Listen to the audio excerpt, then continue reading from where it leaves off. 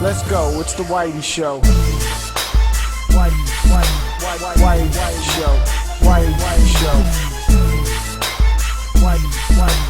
Whitey Show. Whitey Show. Killzone. Shadow Falls. No, Shadowfall. Okay. It's not a waterfall. It's a waterfall. Gotcha. Okay. It's, the first big game for PS4. People are excited to get back into this, well, I guess it's current gen now, but current next gen, whatever you want to call it. And it was shown at E3. It looked really good. It looked colorful. So everybody's like, yay! But is Killzone any good? I'm not even going to call it Shadowfall because I keep forgetting. Anyway, let's talk about the good. I think me and you can agree here. Graphics are pretty much amazing. Oh, yeah. Textures, awesome. Models, faces. So sharp. And like a marker sharp or whatever those Sharpies. And my favorite thing is definitely the environments. They can go from really bright and beautiful to really dark and scary, and like Chapter 3 looks like a scene from Dead Space. So, to me, definitely by far the best design-wise for any Killzone game. Yeah, visually it looks really sharp, it looks really clean, the environments are fairly varied, and the lighting and the particle effects are really awesome. I mean, you can really tell it's like, hey, this is next gen, and we're stepping up our graphic engine. Yep. So I would say that's good. I would also say the game, we'll get more into the negative of this part, but the start of the game from Chapter 2 to 4 is great. It like gets you into this, like you said, Slasher, this James Bond rogue agent feel, and it's pretty cool. I was really digging those 4 chapters, or 3 or 4 chapters. They really got me into the game. I could even say it kind of almost gave me a original, not the shitty sequel, but the original Perfect Dark. Kind of gave me a little bit of vibes of that too. I agree. I didn't even think of that shit. So yeah, it's a little like Perfect Dark, the good one, not the shit one for 360. Now this is my portion real fast because I know you didn't play the multiplayer. I personally think as a very solid multiplayer that relies very much on class-based system. Think of more like Team Fortress or, well, that's all I can think of right now. But I hate Team Fortress, and I did not like Killzone 2, and I did not like Killzone 3's multiplayer at all. So when I stepped into this, I thought, I'm not going to like this. It only makes sense. Some reason, I don't know why, I'm really into it. I love switching between support class, assault class, and scout class. It's just really fun. They each have their pros and negatives, and playing as a team when they actually work is just magnificent. Setting up spawn points, going in, ambushing, looks great, feels great, and most of all, and this is, now you can talk more about this, the guns feel really good and smooth in my opinion, and the weight system's gone from Killzone mostly, so it just feels much better in my opinion when I'm shooting people in the face. Yeah, I really like the gunplay, and one of the key reasons I like it is that it does not have auto-aim, so it was kind of interesting when I first started off, because in a lot of games these days, first-person shooters, you aim at something, you pull the trigger, and it kind of locks on an enemy, and you kind of have to readjust your aim as they move and fire, thus auto-aim. In Killzone, in this one, it is not, and so you can definitely tell. I mean, it's all you in this game when you're shooting, and the responsiveness from the firing of the gun and the aiming feels really good. It can be disjointing at first, kind of like, but once you get the feel of the controller, especially because this is a new system, get the feel of the controller, and you get to feel the gameplay, everything starts to gel together, and the gunplay is actually a really good area that shines in Killzone Shadowfall. I agree 100%. And that's basically my pros for the game. Do you have anything else? Well, I also want to say I did really like some of the character models. Some of them look up close, looked fantastic. And the other thing I liked is I really enjoyed the audio logs coming through the controller. Yes. That's always a nice little feature. And I also liked the touchpad was okay. I mean, not many games have used it yet. I think actually Killzone's the only one I've played that uses it. And you basically use that to switch to your little AI guy. But I liked him too because you can send him out to distract people, like have him fire people, have him hack turrets, have him do a shield and stuff. And that really came into a play when, if enemies were attacking me, I could host a shield up and I could take out people that way. And I found myself being more frustrated at first before initiating my use of him. And once I started incorporating him along with the zip lining and everything else, everything started to gel together. And I really like that aspect of the game as well. So. I agree, yeah. The Owl, I think his name's Owl.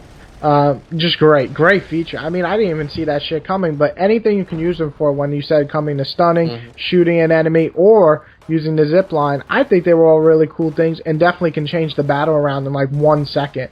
So, I loved it. And the other thing I'd like to point out to you that I think I haven't heard many people talk about, but I actually really enjoyed the soundtrack. I thought that the soundtrack was very moody, and I felt that it was different. Yeah, it was different. It was moody, and it was actually, the game does do a great job at putting in atmosphere in the levels. As we mentioned earlier, that third level, extremely well done atmosphere. It almost felt like you were playing the Dead Space game in first person.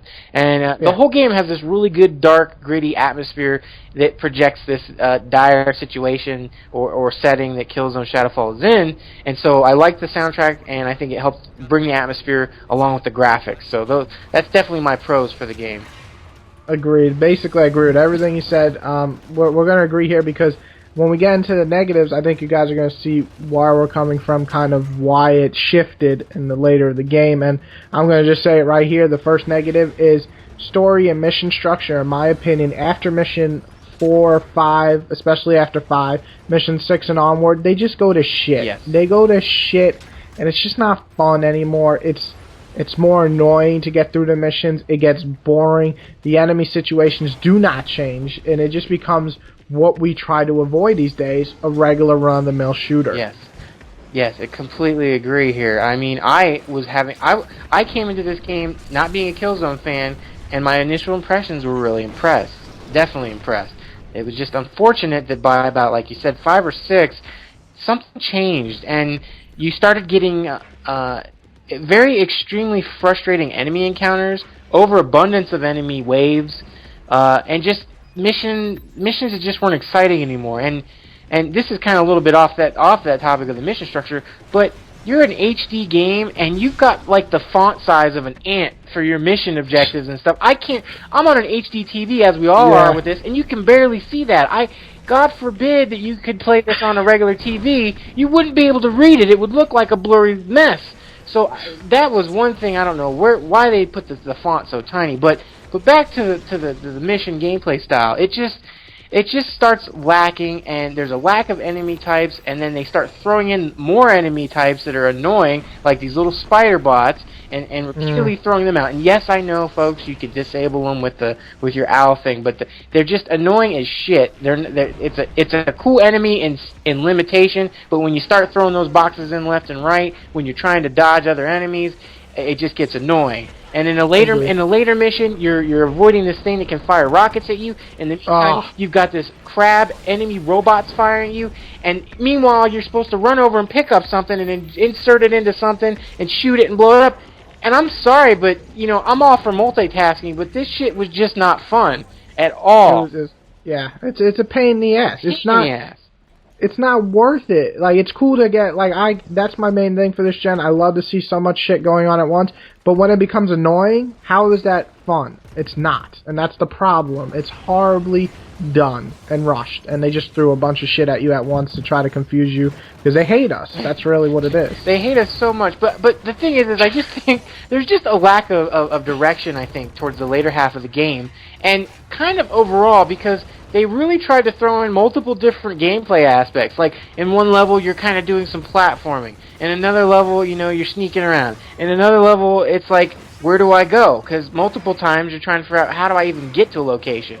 It just felt very confusing at times and just misdirected. And I don't think they really... they have a great idea here, and I would love for them to do better for the next one. But here's the biggest turd in this whole game, and it is the free-falling sections. Oh, big old shit. Worse. You might as well have taken a crab and thrown it right in a fan so it could blow back in your face, because, oh my god, I'm sorry, whoever decided to create these sections, please don't do that again. The first one was okay. The next one, where you're flying through a city, it tells you to speed up to gain lift, but to hit the air brake to slow down, and I have no fucking clue which way I'm supposed to go, and I think I died about 50 times and wanted to throw a controller. And as Whitey knows here, if I get that frustrated, there's probably a problem. Dude, just watch Damnation's review, and you'll understand. That's basically Slasher's limit. And this game, I'm pretty sure got close to that limit. Just for that one section. And I know, folks, one moment can't ruin a whole game. It can.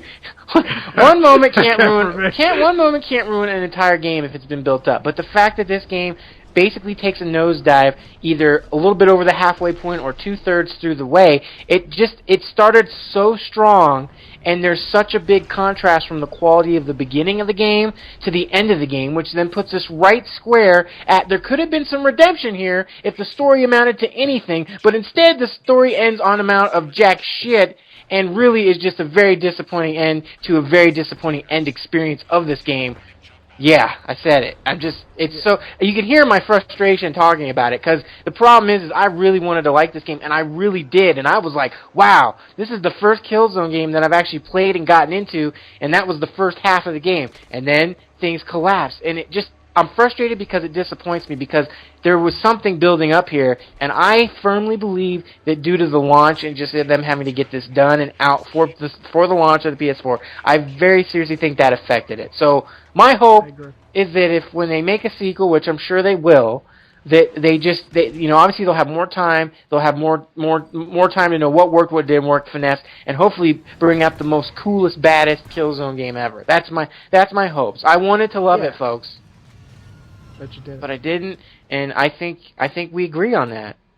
I think what the major thing is, and like you said before, is it tries new things, but it keeps some old things, and some of the new things are going to turn some of the fans away. My main problem, like you, is that they put all these new ideas, and alright, that's exciting, but none of them are really used well enough where you're like, oh yeah, Killzone does that really good, you know? When I think of Batman or Assassin's Creed, I'm like, Assassin's Creed, man, climbing buildings, that shit's fun. Batman, that combat is fucking brutal. But when I'm thinking Killzone, I'm thinking nothing, because nothing is special. Nothing stands out, and like, you know, as I said about the lack of misdirection, there's a segment in the game that you're kind of floating in gravity, and they're like, you need to protect this thing, this carrier or whatever.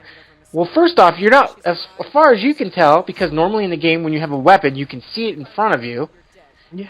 For this, somehow, for some reason in this section you don't, and you just pull the trigger and rockets just fire. I don't know where they're firing from. I have no clue. As far as I know, they're shooting out of my eye sockets, because I don't see a gun in front of me, and I don't know, as far as I know, I'm not in any system. I've never seen myself get in any system or any unit, and if I look down, I can see my feet, which would imply that I'm just in a spacesuit or something. I don't know where the rockets come from, and that's a small, just annoying little thing, but I was really like, where are the rockets? Where are these rockets coming from? And why did I not know I had the rockets?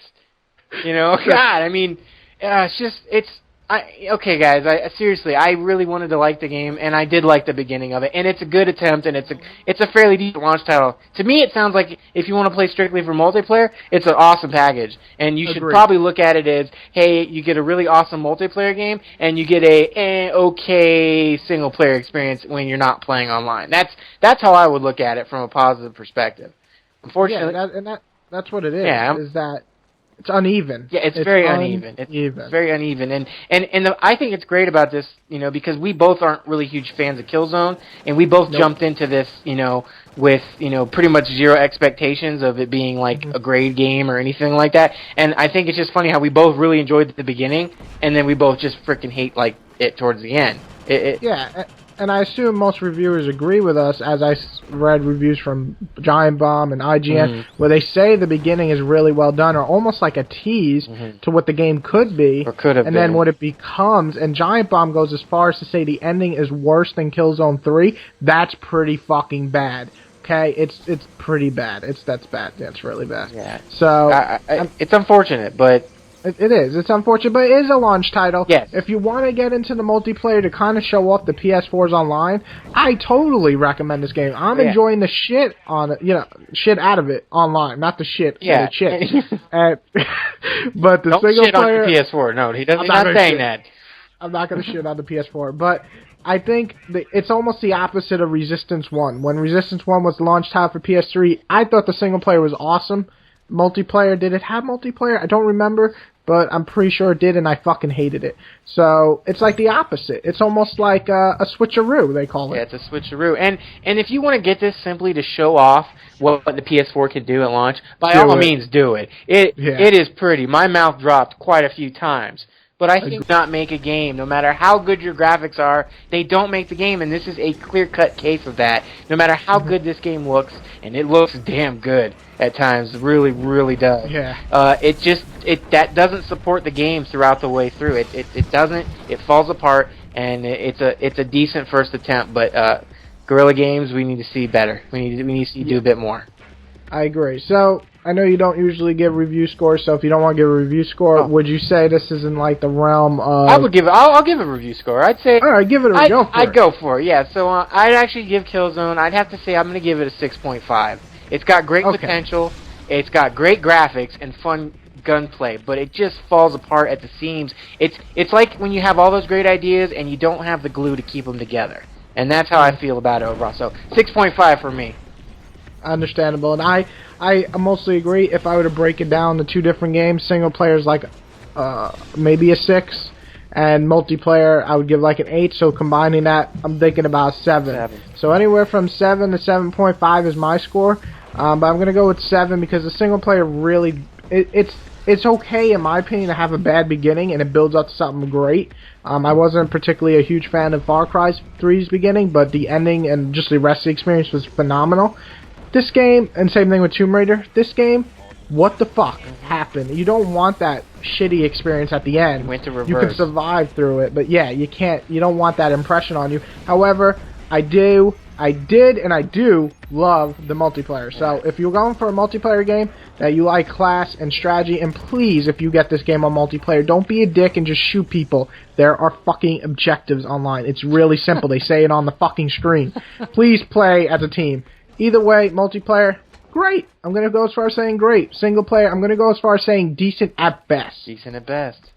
And we're not lying, guys. I mean, we love the PS4, actually. This is just... Yeah, great. This is just again, now I was wowed by the graphics, and the beginning was awesome, and then it just... You start seeing through... You start seeing past that as you're playing and seeing how things start to fall apart, and it's just...